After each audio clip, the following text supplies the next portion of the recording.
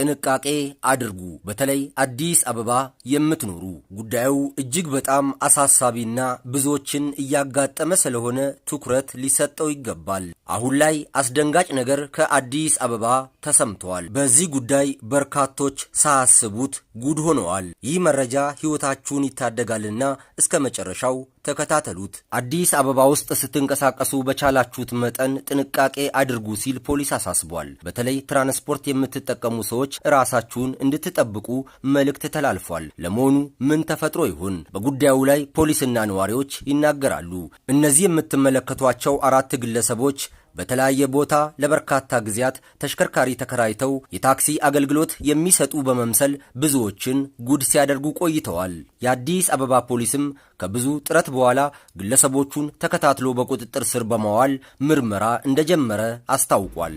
ተጨማሪ የጥንቃቄ መረጃ በየቀኑ እንዲደርሳችሁ ቻናላችንን ሰብስክራይብ ማድረጋችሁን አትዘንጉ። ነዋሪዎች በሰላም ከቤት ወጥተው ድንገት ያልጠበቁት አስደንጋጭ ነገር እየገጠማቸው እንደሆነ በምሬት ይናገራሉ። አየር ጤና አካባቢ ቆሞ ነበር።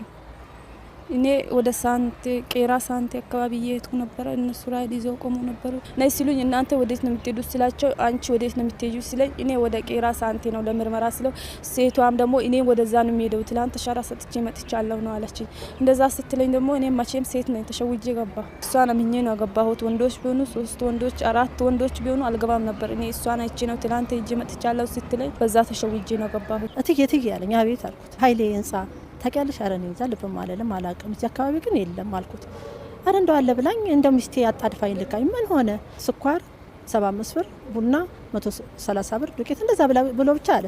ታዳንን ትደርሳለህ እንደዚህ ተዋክባ አይደለም እንጠላም ብቻ እንዲህ ያደርጋል። በኋላ ትደርሳለህ ስለው አዎ ለሁሉም እኮ ነው የሚጠቅመው ምናምን ነገር እኔ መንግስት ሰራተኛ ነኝ።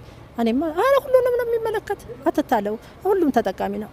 አይ ያልኩ እኔ በሚሄድበት ነው እንግዲህ እኔ አየጤና ነው ታክሲ ይዤ ወደ መካኒሳ ነው ቤት የሚሄደው። በኋላ ነው ያለ እያወራን ስመጣ ሴት ደግሞ መጣችብኝ እቺ ሴቷ። በኋላ እህት አላት እሷን አቤት ወረዳ እንትን ሰምተሻል አላት። ምን የኃይሌ ህንጻ የምፈልጋ ነው እንደዚህ ነው ወይ እኔ ምዛ ነው የሚሄደው።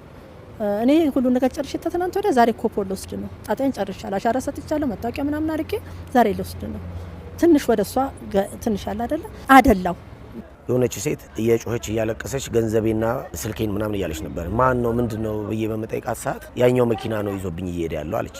ተከተልኩት። በጣም ይነዳል፣ ህገወጥም ጭምር ይነዳል። አሁን ለምሳሌ ወደዚህ በመሄጃ ብቻ ሳይሆን በመመለሻውም ጭምር በማድረግ ማለት ነው ለማምለጥ። እኔም እንትን አላልኩትም። በቦታው ከነበሩ ፖሊሶች ጋር በመተባበር እላስጨራሽ በሆነ ሁኔታ ስንከታተለው ነበር።